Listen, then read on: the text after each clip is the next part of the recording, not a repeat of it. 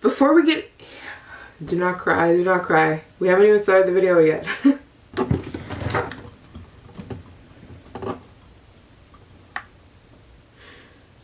Okay. So, before we get into the video, I quickly wanted to say Happy Cyber Monday. I'm reporting to you from gorgeous Japan, and if you didn't know already, I'm in Japan, and so on MaryJanesWorldTour.com I have added some of my favorite Japanese products in the world on Mary Jane's World Tour, so you can buy it directly from me. I have a box of literally all of my favorite Japanese products that I've been buying for years. I've been coming to Japan for years and years and years. And these are some of my favorite products. Japan to me has the best products in the world when it comes to literally everything. They're just superior in everything. So I have a box of my favorite, it's called Mary Jane's Favorite Japanese Products, and I can ship to you. It's now available on my website, and because it's Cyber Monday, it's half off for today only. Today only, it's half price, and everything on my website is half price. I highly suggest you go get a guide. I have guides on there if you want to travel Afghanistan. I tell you how to go. I tell you what how to book it. I give you the number of the guy that guides me around Afghanistan. I've got guides on how to save money when you're traveling. I've got guides. They're all half off today, so go get a guide, or go get my Japanese box of all my favorite stuff. I've got the best stuff in the world in there, my favorite snacks, my favorite beauty products. And go support, because I'm raising money to travel my next 25 countries. You guys know I am on a mission to visit every country in the world. I've completed 126 countries, and there are 193 recognized by the UN. So I've got about 67 countries left, and 40 of the countries that I need to get to, of the 67 that I haven't been to, are in Africa. So it'll be fairly easy, but not so easy. Africa isn't the easiest place to travel. It really isn't.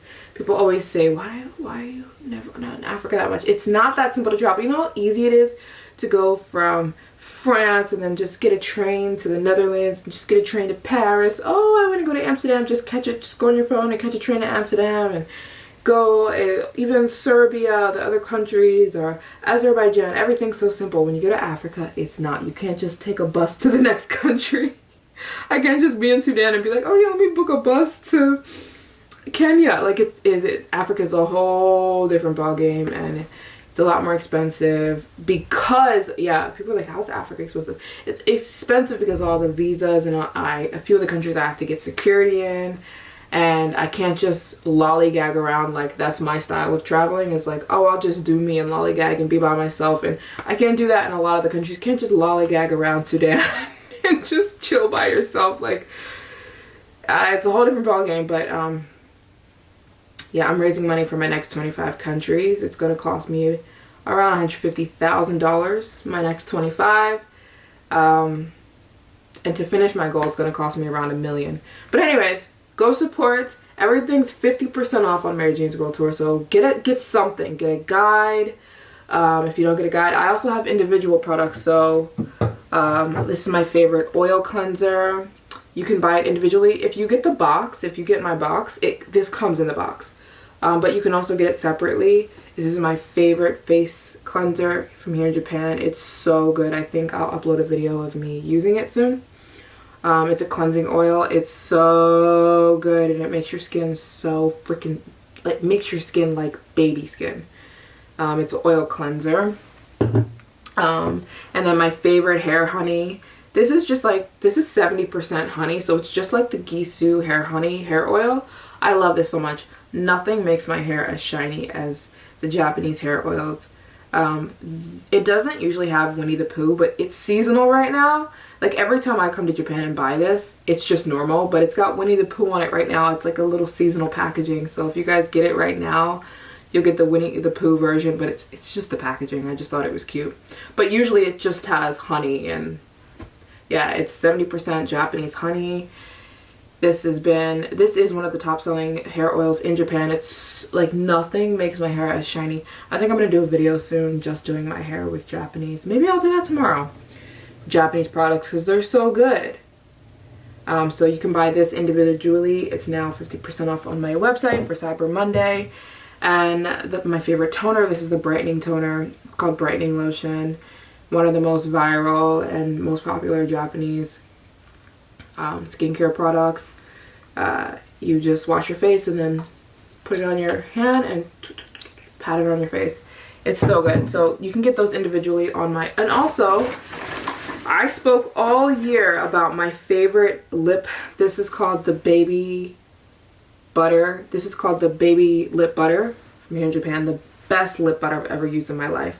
And they're here. They're sold here in the drugstores in Japan, and they're now available on my website. And this bag, the puffer bag. Everyone's wearing these in Japan. I love it. I'm obsessed. And this is now available on my website. Everyone here in Japan is wearing this bag, and of course I got myself one, and I put it on Maryjane's World Tour. So this is also 50% off, and it's only everything's 50% off for the next for Cyber Monday. So go check it out. Go check Maryjane's World Tour out. Everything's 50% off. Support my goal to visit every country in the world. It's not easy, but yeah, go grab something. It would mean a lot to me, and I think you guys are really gonna like this Japan stuff, because Japan just has the best products in the world.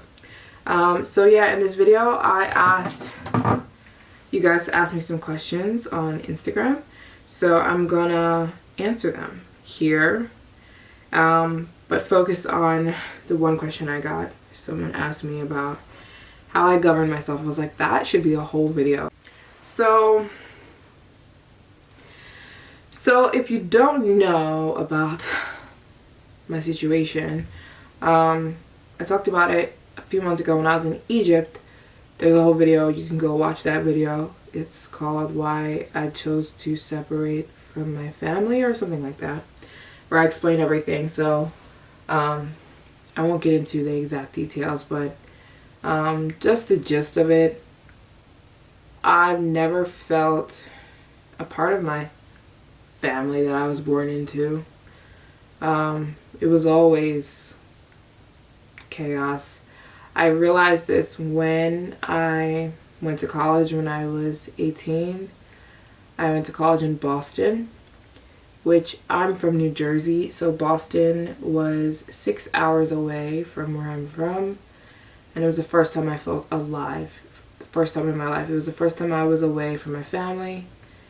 And it felt so good to be free, and I quickly learned that this is where I feel comfortable, away from my family.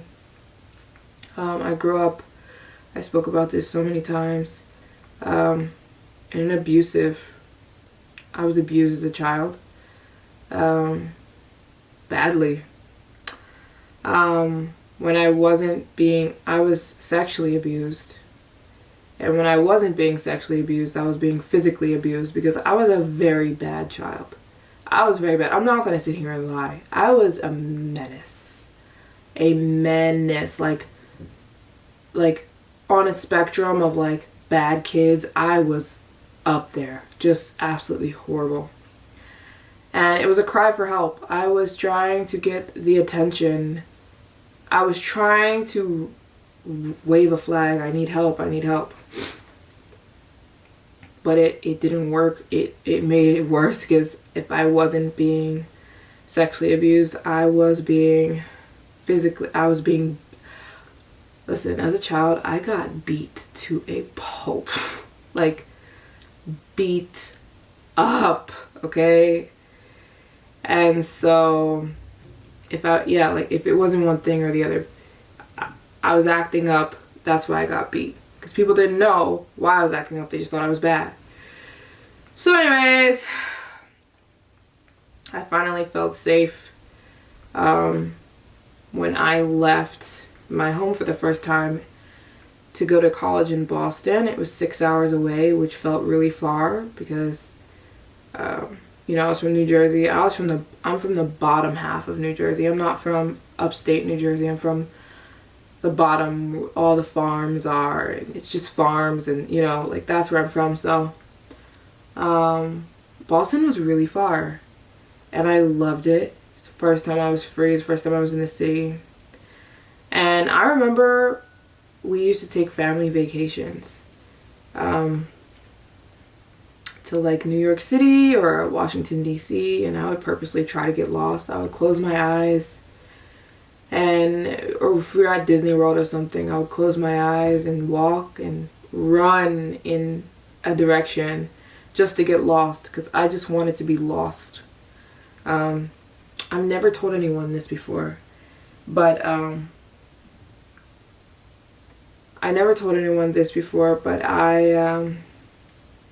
when I was in the 6th grade, I told my teacher I had cancer.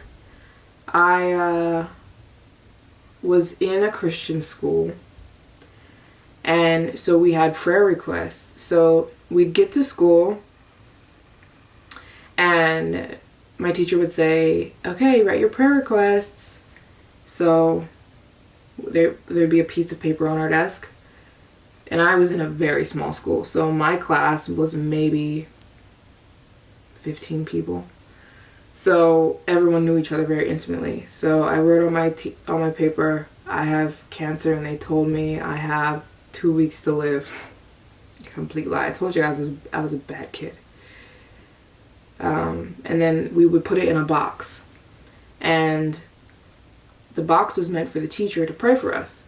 So I felt safe writing that because I knew that my teacher would read the prayer requests at the end of the day, and I thought that I'd get away with it. And I thought that I don't know why I was so stupid, but I thought that she would look at the paper, and then in my 6th grade head, I thought that she would call the ambulance or call 911, and it would admit me into a hospital. That was my goal.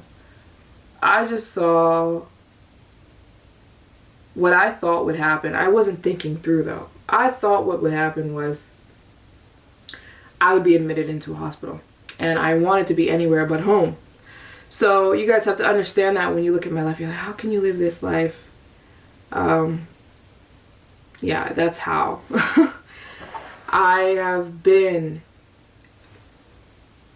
My whole life I've been trying to, I want to be alone. I want to be alone. I'm free. Even when I was in the 6th grade, I told my teacher I had terminal cancer, and it backfired on me. Big time it backfired. About an hour later, my teacher left the room, which she never did. And when she came back, she was crying. I still wasn't putting together the dots. And then over the intercom, when I tell you that fear, that just like my whole body went hot. Can Maryjane Byarn please come to the principal's office?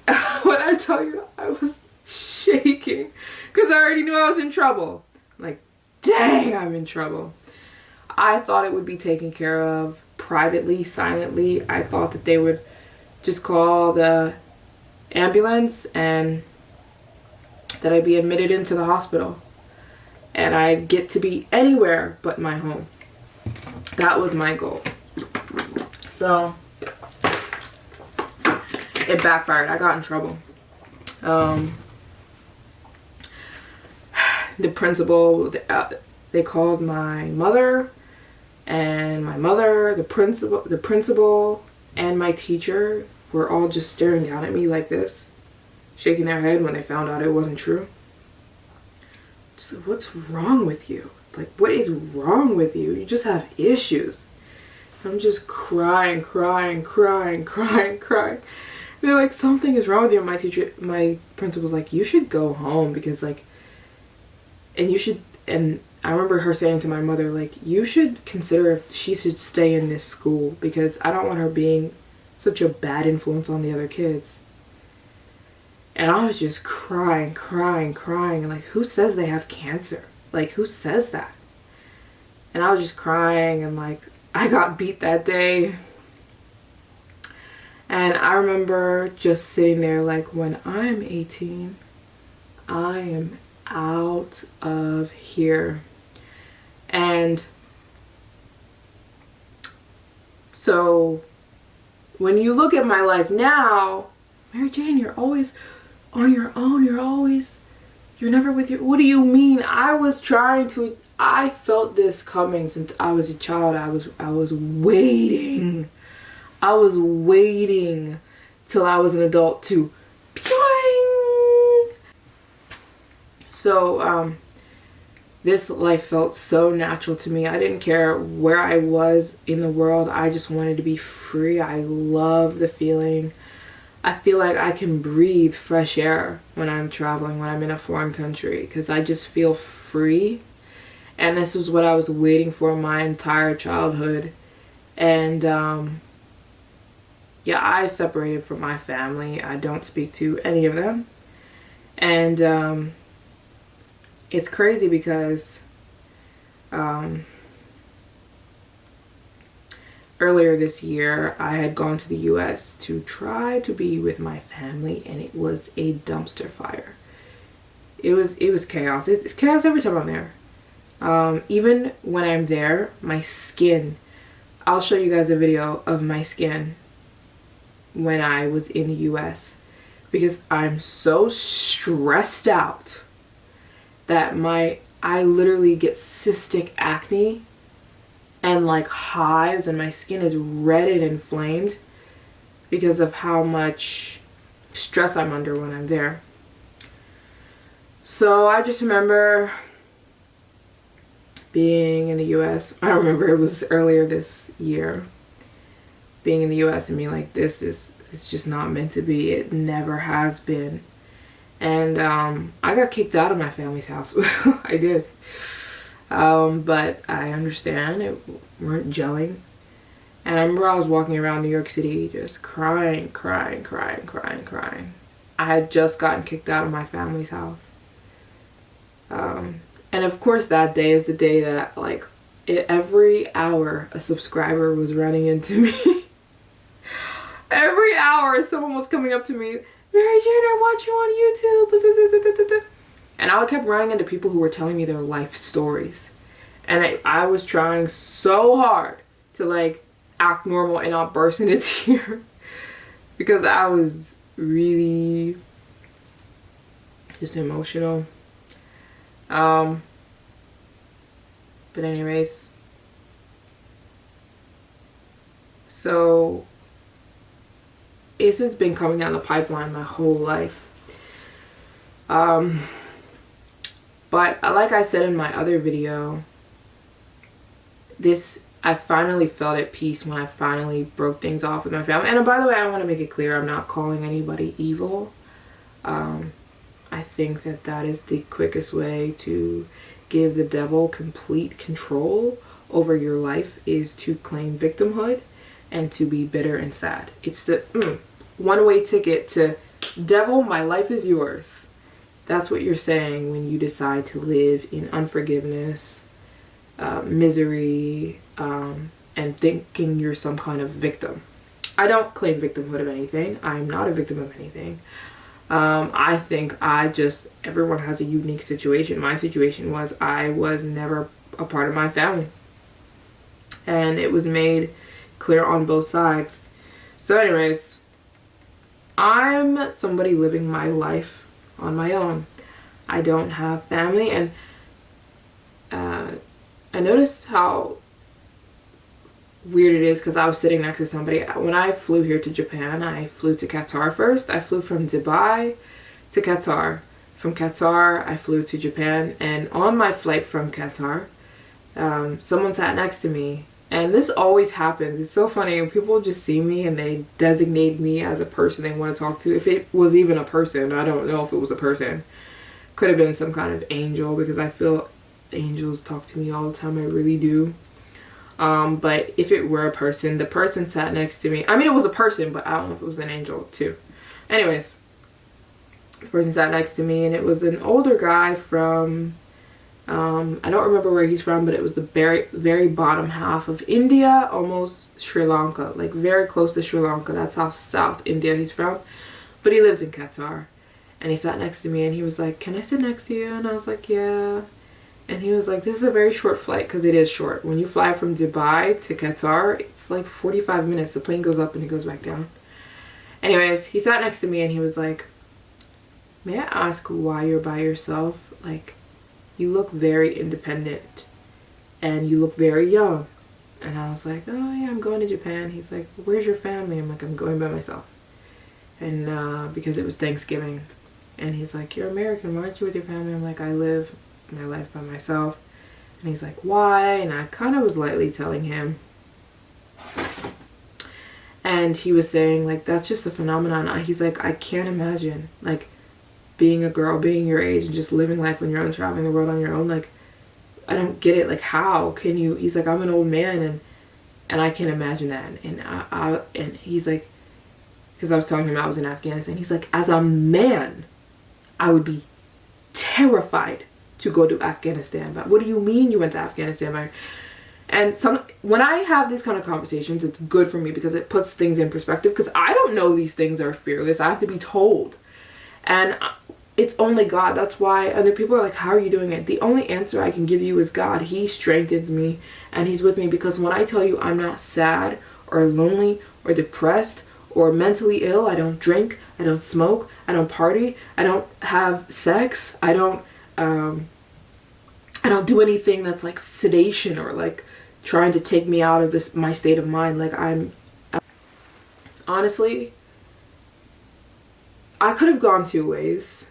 I know people have this very similar story to me. Unfortunately, 1 in 3 women are molested as a child or sexually abused as a child.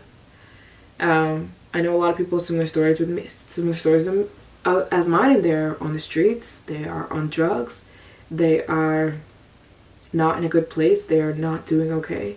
And I am not trying to brag. I'm really not trying to brag. But sometimes you need to pat yourself on the back. I am not warped. My mind is not warped. I'm not in denial. I am not depressed. I am not sad. I'm not anxious.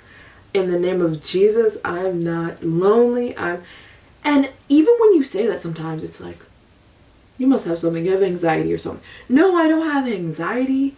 Literally, I was sitting on the plane next to this guy. Old guy. He was in his 50s, but older than me. And he's like, we've got a 10-hour flight. I'm like, yeah. And I have my books. I have my books like this in my journal. I always am reading something and journaling. So I have my books and stuff like this. He's popping pills. He's like, I take an Ambien and I take a Xanax, and then I have to put my headphones in. And I'm like, why are you doing all that? He's like, we have a 10-hour flight. I'm like, okay, you can't relax for 10 hours. He's like, what are you going to do for 10 hours? I was like, I'm going to read. I have 2 books. And I'm going to write my notes on the books. And I'm going to journal. He's like, how can you just... You're not going to be anxious? You're not going to... I'm like, no. Like, here's what... I'm not trying to bash anybody who's anxious or uneasy or... here's what I'm trying to say.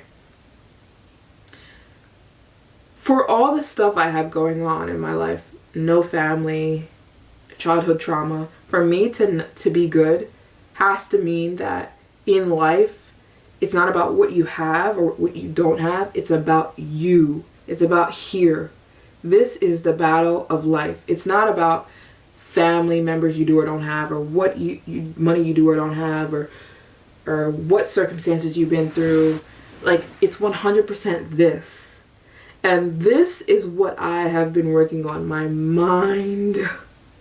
My mind. And if it's strong, you can do anything. So I don't govern myself. I come up under the authority of God every day. I only read Christian books. These are 2 Christian books. I'm studying the Bible every day. I let God convict me. I'll say all the time, God, expose in me my biggest problems. He exposed something recently. I was like, okay. Like, he puts straight in front of my face what my biggest problems are. He tells me I need to, or God, we can't change ourselves. God changes us, but you have to give him the permission to. And every day is like this crazy adventure with me and him. So I have nothing to fear and nothing to be upset with. And how do I govern myself? I saw the other day this meme and it was like, oh, who gets on the plane and texts their parents, oh, I just got on the plane. I tell my boyfriend. But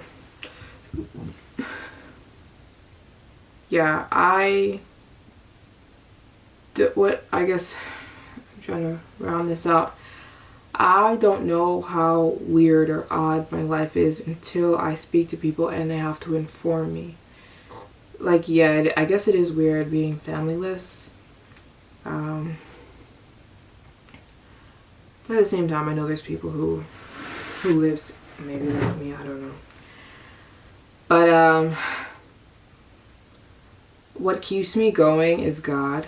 I know I wait on him for the next level of my life, which would be becoming a mother. I wanted to wait until I was done traveling every country in the world.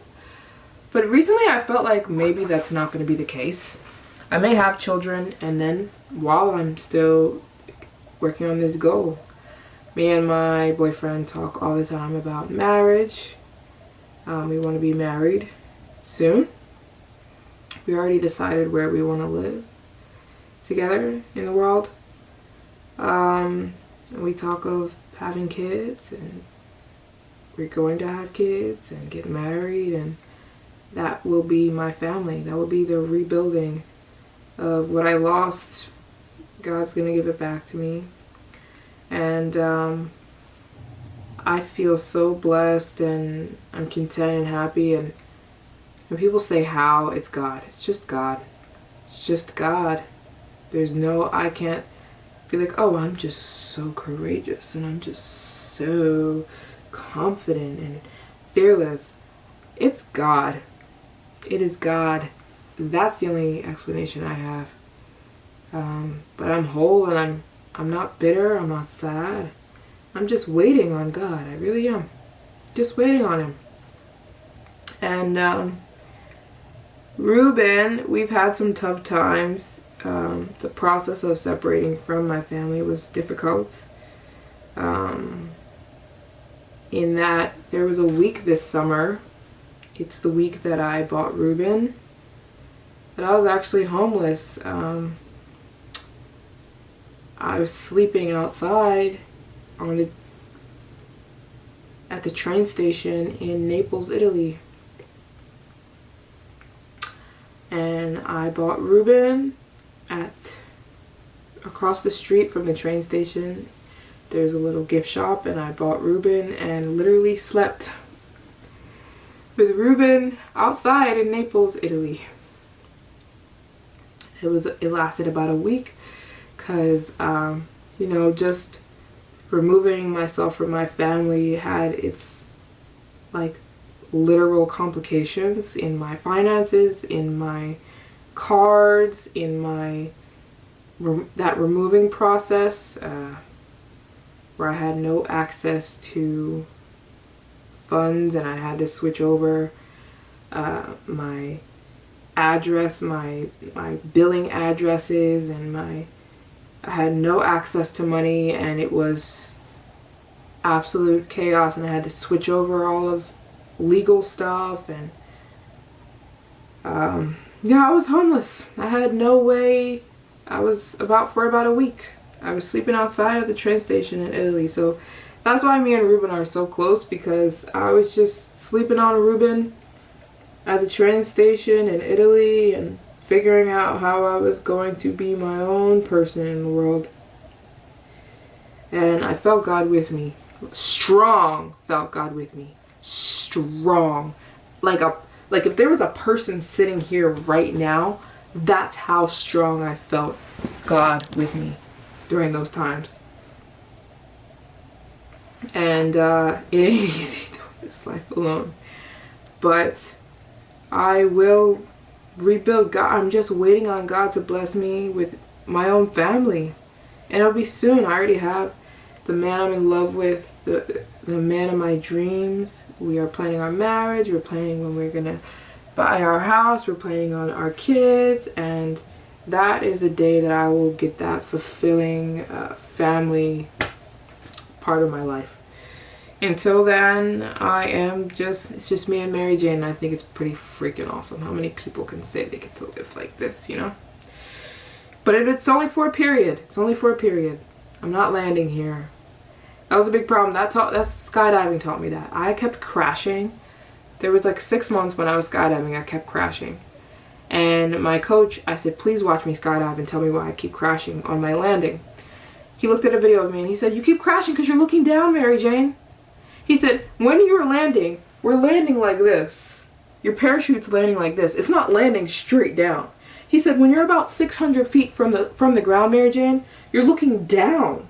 He said, stop looking down. That's why you keep crashing. He said, look forward. When we're landing, if you look at your altimeter and it says you're 1,000 feet above the ground, keep your eyes forward because we're landing here. I was at 1,000 feet and I was looking straight down like, I'm gonna crash. He's like, Maryjane, tilt your head up. I started tilting my head up when I tell you this. I was like, that makes so much sense because the parachute is landing like this, you know? He's like, just lift your head up. I started lifting my head up. I landed beautifully every time. I was like, this is life advice. Stop looking down all the time. Look forward, okay? Look forward. Oh, tomorrow, I'm waiting. God's going to bless me with beautiful children. God's going to bless me with gorgeous, gorgeous kids. God's going to bless me with beautiful marriage. God's going to do this. And I'm excited. But me and Ruben, that's when I bought Ruben. And I'm the type of person who I've been learning to get rid of this. I don't like people to know I'm suffering if I am, so I won't tell anybody anything sometimes. Because I'm like, no, I need to stand on my own 2 feet. You know what I mean?